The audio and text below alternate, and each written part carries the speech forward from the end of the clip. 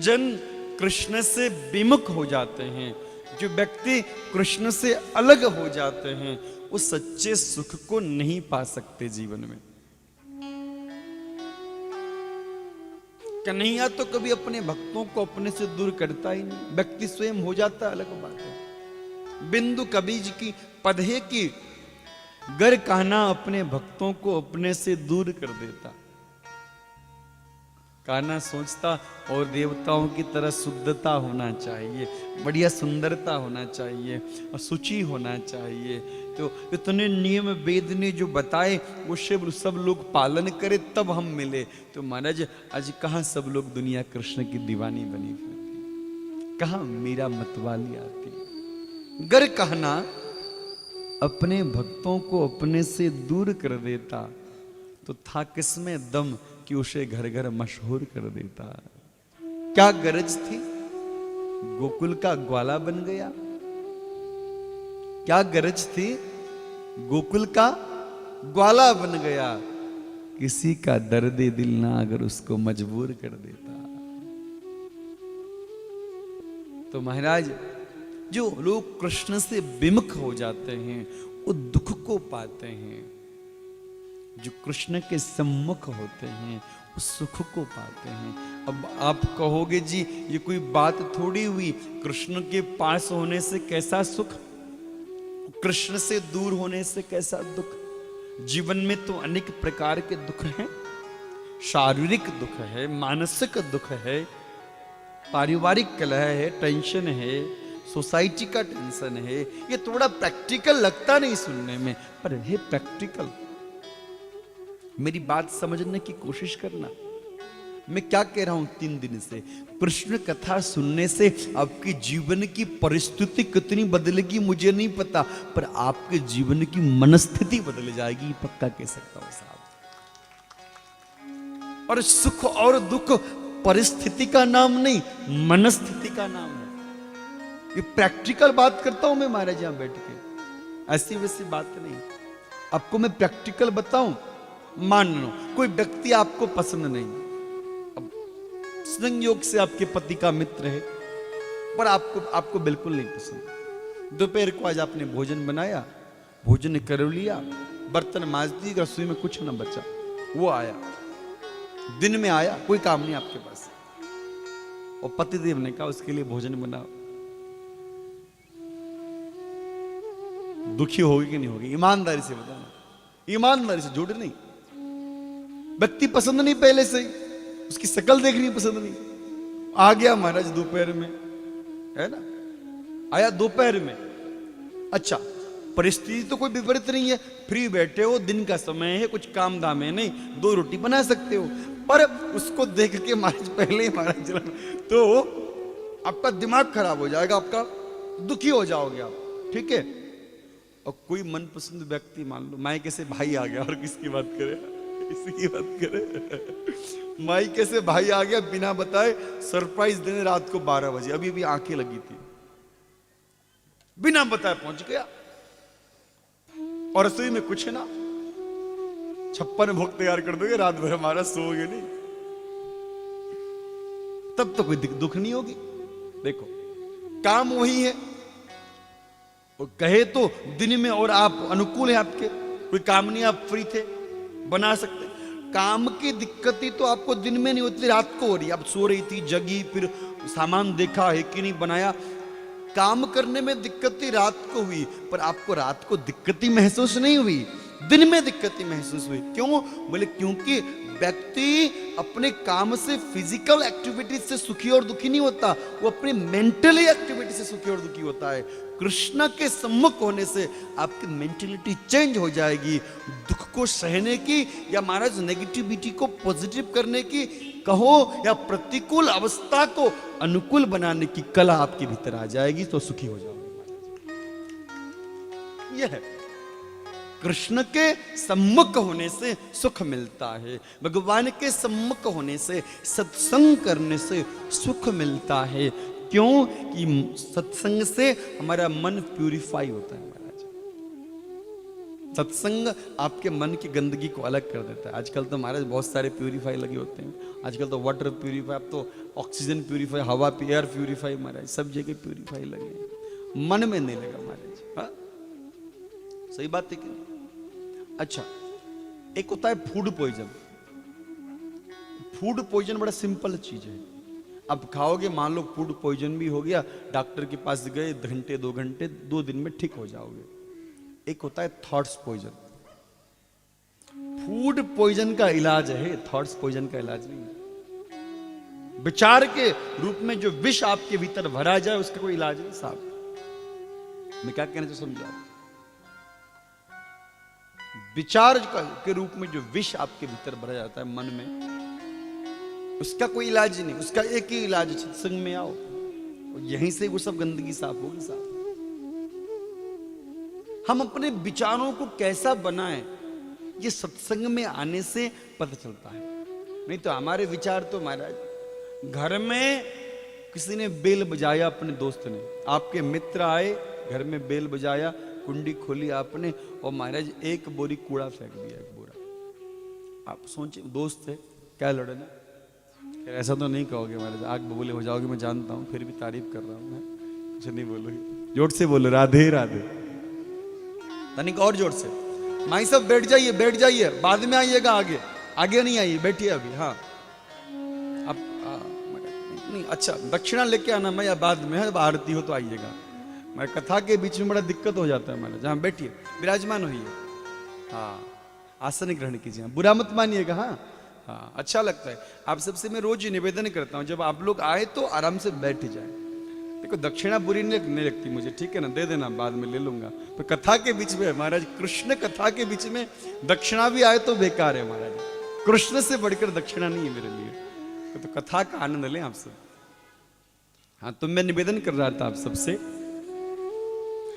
Thoughts poison के विषय में।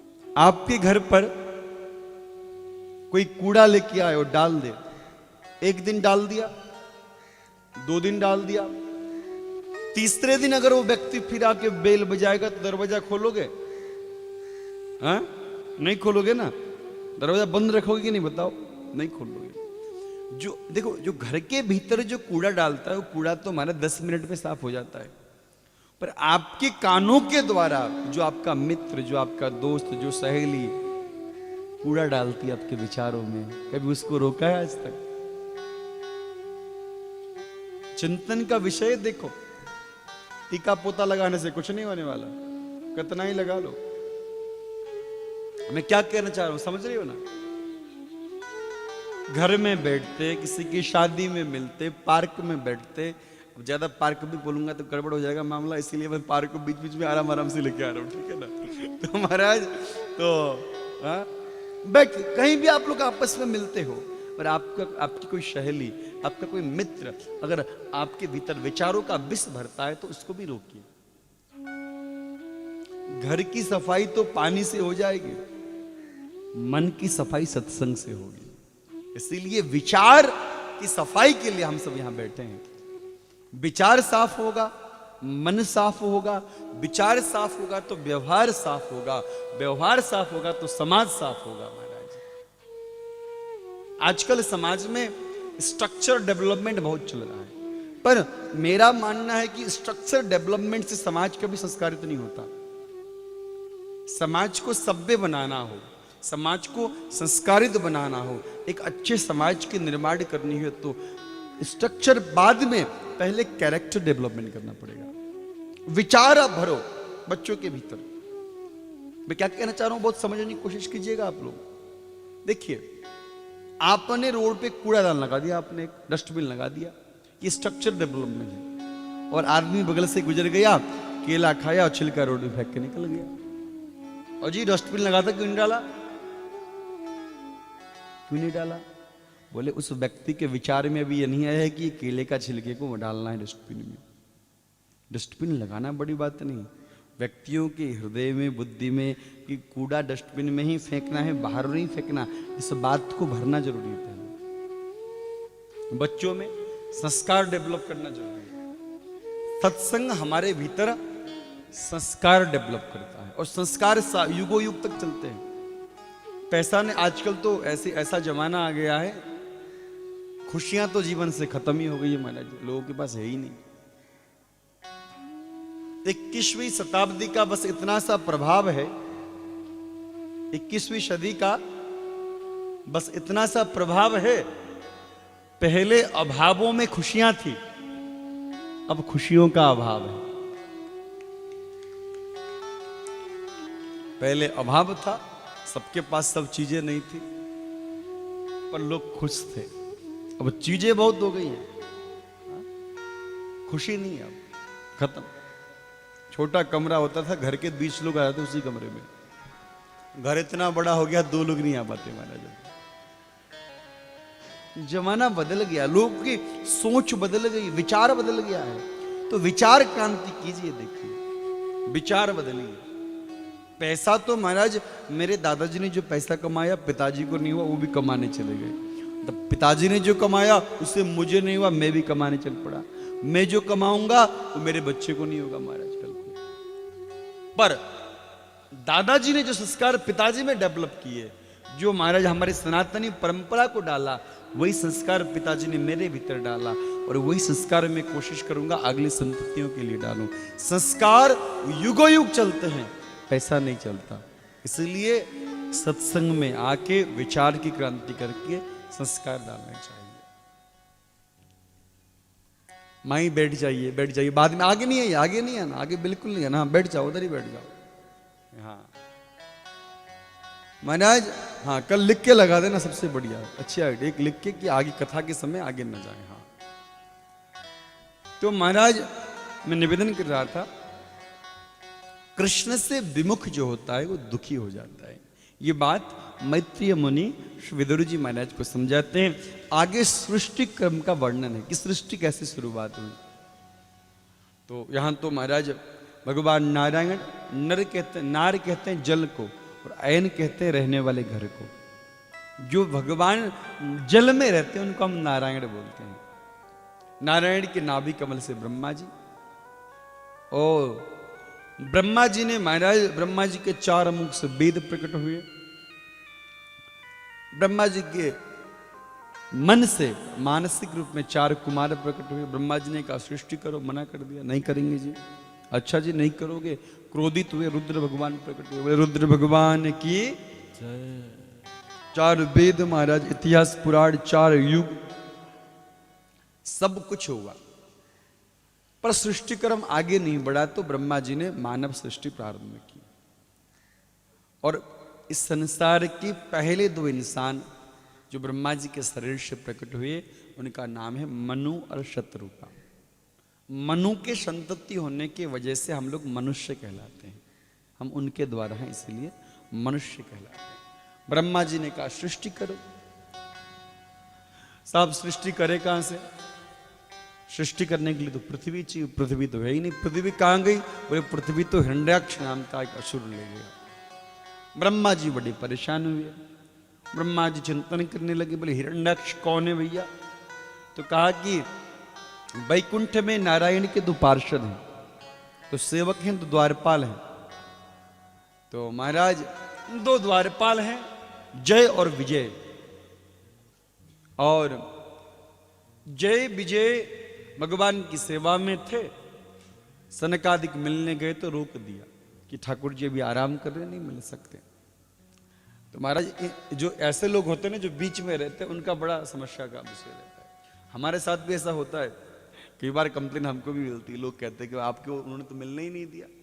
और बेचारे जो साथ में वो भी सोचते कि नहीं महाराज जी रात भर सोए नहीं है, या दिन में बैठे नहीं तो 2 मिनट आराम कर लेते। और जो लोग मिलने जाते हैं वो भी सोचते, जिनका सामाजिक जीवन है उनको तो और पता होता है महाराज। हाँ चाय बन जाती है, पी नहीं पाते, लोग आ जाते हैं। तो ठाकुर जी की सेवा में थे, सोचे ठाकुर जी थोड़े आराम कर लें। तो महाराज यह सोच के मना कर दिया मिलने के लिए। और जैसे मना किया मिलने के लिए, श्राप दे दिया, इंसान को भगवान से दूर करने वाले तुम हमको दूर करोगे, जाओ राक्षस बन जाओ। वही जय विजय कश्यप की पत्नी अदिति की गर्भ से हिरण्याक्ष और हिरण्यकश्यप के रूप में जन्म लिए। हिरण्याक्ष जो था वो जो है पृथ्वी ले गया था, कोई मिला ही नहीं लड़ने भिड़ने के लिए, तो पृथ्वी उठा के ले गया। नारद जी मिले रास्ते में, बोले नारद नारायण नारायण करना आता है, थोड़ा बहुत लड़ना भिड़ना भी आता है। बोले महाराज लड़ना भिड़ना तो नहीं, लड़ाना भिड़ाना खूब आता है। कई लोग होते हैं दुनिया में ऐसे, लड़ते भिड़ते तो है नहीं पर लड़ाते भिड़ाते बहुत है। तो नारद जी ने कहा लड़ना भिड़ना नहीं, लड़ाना भिड़ाना खूब आता है, क्या किया जाए? बोले हमें युद्ध करना है। बोले एक महाराज वराह आ रहे हैं तो उनसे युद्ध करना। ब्रह्मा जी के नासिका से भगवान वराह प्रकट हुए। बोले वराह भगवान की जय। और महाराज ऋषियों ने स्तुति की, जितम जितम ते जितयज्ञ भावना त्रयम तनु स्वाम परिधुनवते नमः। वराह भगवान प्रकट हुए, गए, पृथ्वी को लाया, अपने स्थान पर रख दिया, हिरण्यक्ष का उद्धार किया। तब वहां से सृष्टि क्रम आगे बढ़ा। मनु जी के 3 बेटियां और 2 बेटे हुए। महाराज 2 बेटे हुए उत्तानापाद और प्रियव्रत। बेटियां हुई प्रसूति आदि बेटियां हुई महाराज। और आगे सुंदर एक प्रसंग आता है मैत्रेय मुनि का। महाराज ब्रह्मा जी के छाया से उत्पन्न हुए मैत्रेय मुनि, और महाराज कर्दम मुनि का प्रसंग है, क्षमा करना ध्यान से निकल गया। मुनि कर्दम जो ब्रह्मा जी के ही मानसिक पुत्र हैं, उनका एक सुंदर प्रसंग है कि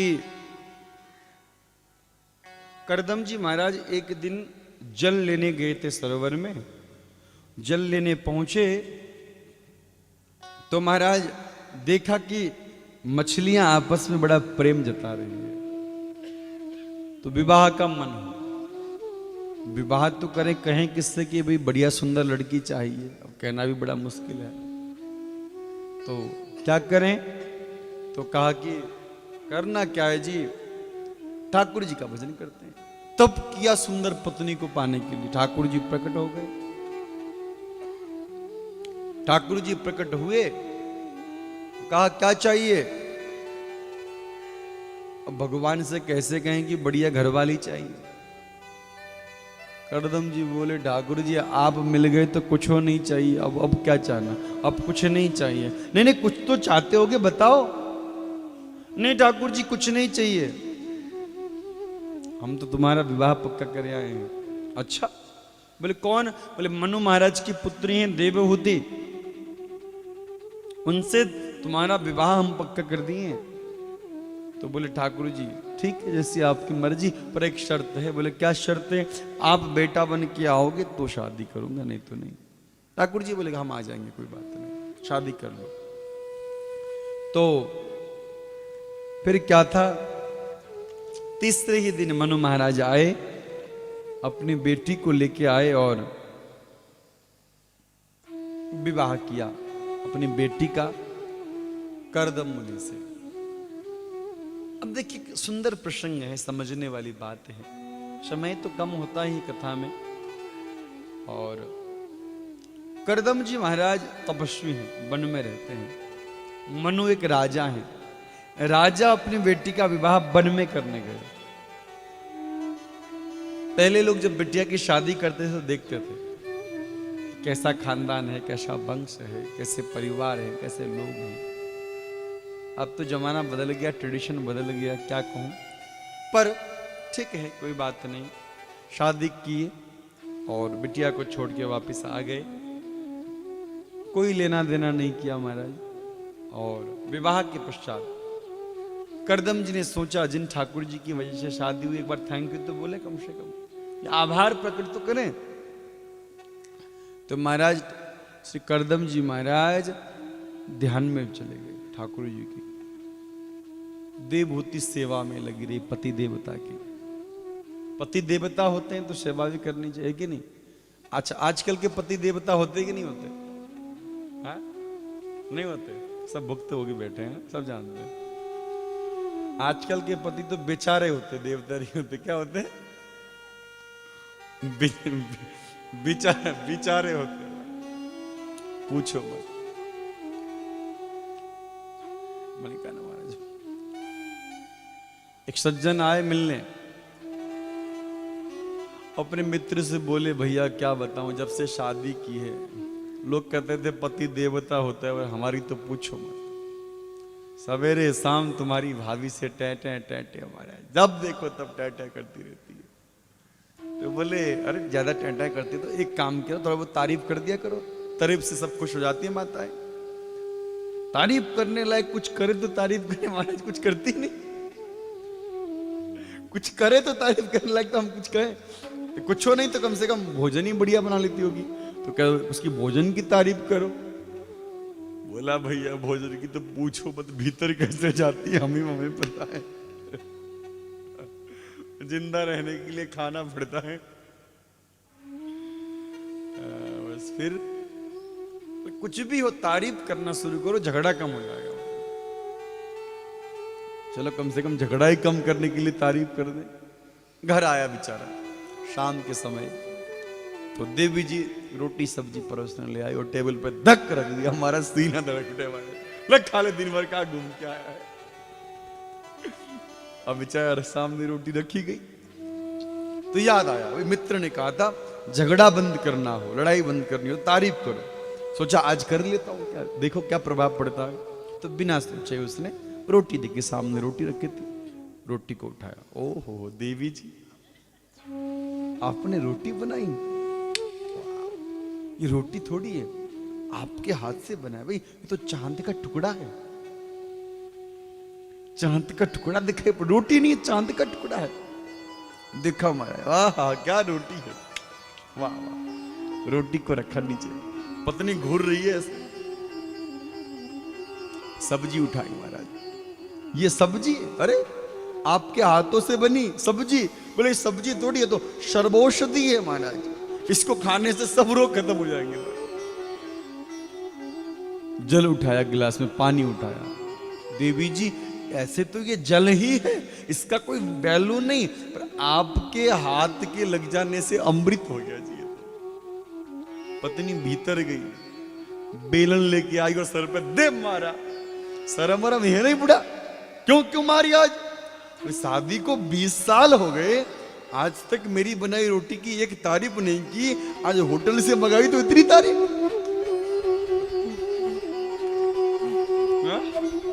एक दिन होटल से मंगाई तो इतनी तारीफ, बताओ। एक बेलन और खींच के मारा। तो कभी कभी तो तारीफ भी भारी पड़ जाती है, सोच समझ के। ठीक कह रहा हूं? हाँ बहुत अच्छा, हाँ बिल्कुल समझदार लोग।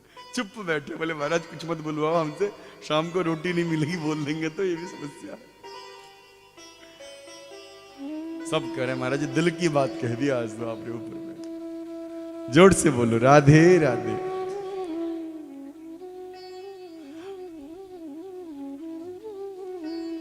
कर्दम मुनि भगवान को थैंक यू बोलने के लिए बैठे। 160,000 वर्षों का समाधि लग गया, देवहूति सेवा करती रही। कर्दम जगे तो सामने पत्नी, पहचाना नहीं, कौन देवी तुम? अरे हम आपकी पत्नी देवहूति, नहीं पहचाने? ध्यान लगा के देखा तो हम भी शादी तो किए थे, तुम अपने मायके नहीं गई? बोले पिताजी ने जब दे दिया तो क्यों जाना मायके, यहीं रह गई सेवा में। धर्म पत्नी ऐसी होती है माता। आजकल की तो पूछो, छोड़ो चर्चा नहीं कर, नहीं अब नहीं बोलना, आगे बढ़े। आज बहुत तारीफ हो गई महाराज, कल के लिए कुछ बचा के रखे। हाँ हाँ ठीक, नहीं बोलेंगे, ठीक है नहीं बोलेंगे, चलेगा ना? तो महाराज पता बड़ा कल से कोई आई है कथा सुनने, किसको सुनाएंगे? तो महाराज नहीं, माता आप सब बहुत अच्छी है, आप लोगों के जैसा किसी को देखा ही नहीं मैंने आज तक। तो कर्दम जी ने एक पुष्पक विमान मंगाया, माता देवहूति ने एक सरोवर में स्नान किया और स्नान करने के पश्चात दोनों उस विमान में गए, कामुक विमान में 9 कन्याएं हुई। माता थोड़ी थोड़ी आगे हो जाए, थोड़ी जगह है, काफी जगह है इधर भी। हाँ इस साइड भी बैठ सकते हैं आप लोग, इधर भी बैठ। मैं निवेदन कर रहा था आप सबसे, बस बस ठीक है बैठिए, अब व्यवस्था मत मिले, सही करिए, फिर गड़बड़ हो जाएगा मामला, हम ही कर लेंगे ऐसे। हाँ बैठिए बैठिए। तो मैं निवेदन कर रहा था, 9 कन्याएं हुई, उन सबका विवाह हुआ, तो करदम जी महाराज वन को जाने लगे। तो देवहूति ने हाथ जोड़ लिए, प्रभु जी अब हमें छोड़ के जाओगे तो हम कैसे रहेंगे। तब करदम जी को याद आया कि ठाकुर जी बोले थे बेटा बन के आऊंगा। करदम जी रुके और कुछ समय पश्चात महाराज श्री तस्याम बहुत थे काले भगवान मधुसूदन करदमम वीर्यमत्पन्नो यज्ञग्निरियो दारुण। बोले कपिल भगवान की जय। माता देवहूति के गर्भ से भगवान कपिल प्रकट हुए। माता देवहूति ने प्रणाम किया, परिक्रमा किया और करदम मुनि परिक्रमा करके निकल गए वन को। वन में थे और दूर चले गए। उसके पश्चात माता देवहूति बैठी और ठाकुर जी से कहने लगी, कपिल देव भगवान से कहने लगी, प्रभु मैं आपके शरण में हूं, जय हो, और आप मुझे इस दुनिया के बारे में बताइए, ज्ञान दीजिए। सबसे पहले बताइए संत किसे कहते हैं। कितनी अच्छी बात है। पहला प्रश्न क्या, संत किसे कहें? लाल पीले कप पहनने वाले को संत कहें, या महाराज जिसमें कुछ विशेष गुण हो उनको संत कहा जाए? कपिल देव भगवान ने कहा कि माता संत में गुण होने, तितिक्षया कारुणिका सुहृद सर्व बांधवा अजात शत्रव शांत साधव साधु भूषण। जिसका हृदय माखन जैसा कोमल हो वो साधु है। जो सबको अपना मानता हो, जिसका कोई वैरी ना हो। ध्यान देना, साधु कौन है? लाल पीला कपड़ा पहनने वाला नहीं। हमको तो मान मत लेना, हम तो है ही नहीं, गलती से मान लो। एक शायर ने कहा कि करूं मैं दुश्मनी किस किस से, गर कोई दुश्मन हो मेरा। करूं मैं दुश्मनी किस किस से, गर कोई दुश्मन हो मेरा। मोहब्बत ने नहीं दी जगह दिल में अदावत की। हृदय में इतना प्यार भरा हुआ है, किसी की दुश्मनी रखने के लिए मेरे दिल में जगह ही नहीं साहब। जिसके दिल में किसी से दुश्मनी रखने की जगह ना हो, जो सबको अपना मानता हो, वसुदैव कुटुंबकम, सब गोविंद के हैं। हम क्या कहते हैं? सर्वे भवन्तु सुखिना। थोड़ी कहते हैं हिंदू भवन्तु सुखिना ना। हिंदू भी सुखी रहे, मुस्लिम भी सुखी रहे, क्रिश्चियन भी सुखी रहे, प्राणी मात्र सुखी हो। हे ईश सब सुखी हो, कोई न हो दुखारी। जो सबको अपना मानता हो, जो किसी से वैर ना करता हो, जिसका हृदय माखन जैसा हो, जिसका कोई नजदीक नहीं, कोई दूर नहीं, कोई अपना नहीं, कोई पराया नहीं, वो साधु है। कल मैंने कहा था कि साधु बनना आसान है, होना मुश्किल है। तो साधु का स्वरूप। अच्छा, हम लोग भी गड़बड़ कर देते हैं साधु को पहचानने में। हम लोगों की भी दृष्टि बदल गई है। ध्यान दे के सुनिए मयूर विहार वालों, हम लोग सोचते कौन है बड़ा साधु? कौन? जिसके बड़े बड़े आश्रम हो, जिसकी गाड़ी BMW मर्सिडीज हो, जिसके आगे पीछे 2-4 चेला चपेटा घूमते हैं, वो बड़ा साधु। जिसके पासपोर्ट में 2-4 वीजा के ठप्पे लगे हों, बड़ा साधु।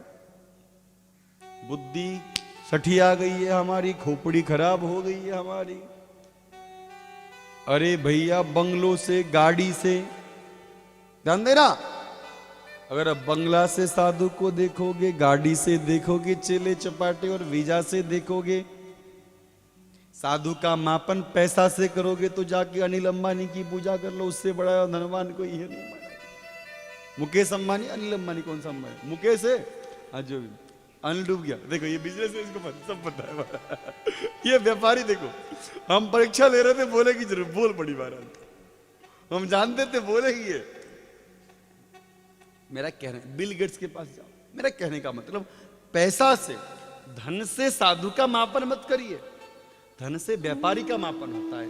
साधु का मापन करना हो, उसका त्याग देखिए, उसका वैराग्य देखिए, भगवान से उसकी कनेक्टिविटी को देखिए। उसको देखने से आपके भीतर कैसे महाराज उत्कंठा पैदा होती है, कैसे भगवत प्रेम जगता है। उसकी प्रकृति को देखिए, उसके अगल बगल में जो वाइब्रेट आता है, जो वाइब्रेशन, उसका रेडिएशन आता है, उसको देखिए कि कितना पॉजिटिव रेडिएशन उसके बगल से आ रहा है आपको। साधु का मापन पैसों से नहीं, आश्रम से नहीं करना कभी भी। वृंदावन जाते हो ना, बड़े बड़े महाराज पीताम्बरी पहने वाले को तो राम राम राधे श्याम करते हो। वृंदावन की गलियों में तुम्हारी गाड़ी के टायर के नीचे आते आते जो साधु बच जाता है ना महाराज, उसके त्याग को कभी समझ पाए हो? तुम पहचान नहीं पाओगे। ब्रज के संत ऐसे छुप छुप के भजन करते हैं महाराज। गोवर्धन गए थे तो एक बाबा ने बाहर बोर्ड लगवा दिया, बोले बाबा पागल है, सिर फोड़ देगा, भीतर कोई मत जाना। तो हमारे नागा बाबा पहुंच गए, बोले बाबा आप पागल हो क्या, सिर फोड़ दो के, बाहर बोर्ड लगा रखा है। बाबा बोले लोग आगा के परेशान कर देते हैं, सट्टे में नंबर लगाने, नंबर बताओ क्या बताओ, सिर खा जाते हैं, इसीलिए लिख दिया भाई, बोर्ड लगा दिया। जो साधु होते हैं ना, अपना स्वरूप छुपा के रहते हैं, ब्रज की गलियों में, कंदराओं में छिप के रहते हैं, क्योंकि लोग, उनको पता है। और लोगों को पता चल गया ये बाबा सिद्धे, तो महाराज पीछे ही पड़ जाते हैं। फिर तो बाबा हमको पैसा दो, धन दो, ये दो, वो दो। इसलिए अपना स्वरूप, तो कभी धाम जाओ ना तो डर के रहो कि तुमसे कहीं अपराध ना हो जाए। जो पागल की तरह पड़ा हुआ है, हो सकता है रोज शाम को प्रिय प्रियतम से मिलता हो महाराज। एक घटना मलुक पीठ वाले महाराज जी, आप सब जानते होंगे, राजेंद्र दास महाराज जी एक सुनाते थे हम लोग को वृंदावन में। बोलते थे जब वो युवा थे ना, तो गणेश दास भक्तमाली महाराज जी के शिष्य हैं वो, तो सामने भक्तमाल की कुटी है ज्ञान गुदड़ी में वृंदावन में। तो वो भक्तमाल जी की कथा, सच्ची घटना, भक्तमाल जी की कथा सुनाते थे। तो एक पागल जा दाढ़ी फैला हुआ गंदागी महाराज, वो आके दरवाजे के बगल में बैठता था। मंच पंडाल में नहीं जाता, दरवाजे के बगल में, गेट के बगल में। उन्होंने नोट किया इस बात, क्योंकि ये जो पागल भिखारी जैसा आदमी है, ये मेरे आने से पहले आता है और मेरे निकलने के बाद निकलता है। कोई भिखारी इतना नियम से कथा नहीं सुन सकता। ये तो इतना नियम से महाराज, मयूर विहार के बड़े बड़े भगत महाराज 6 बजे पहुंचते हैं, तो ये तो हमारे पहुंचने से पहले पहुंचता है और हमारे निकलने के बाद निकलता है। इसका मतलब ये कोई महापुरुष हो सकता है।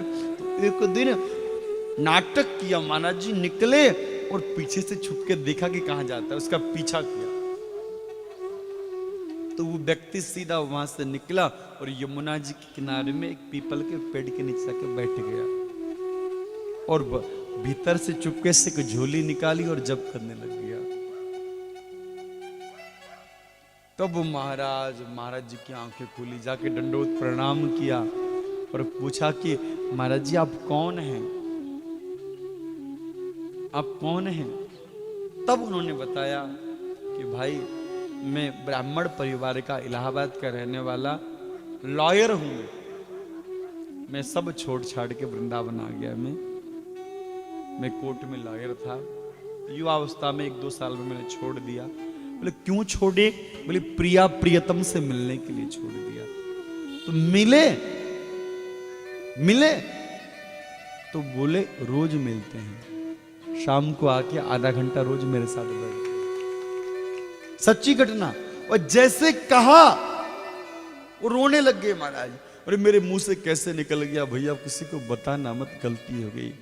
आंखों से अश्रुधारा गिराई। बांके बिहारी जी से, महाराज मेरी तो अखियां लड़ी तो ठीक है, पर तुम किसी को बताना मत कि ऐसा हुआ। तो राजेंद्र दास महाराज जी बताते थे कि जब तक उनका शरीर रहा तो ये प्रसंग किसी को नहीं सुनाया। उनका शरीर जब उन्होंने छोड़ दिया तब बताया।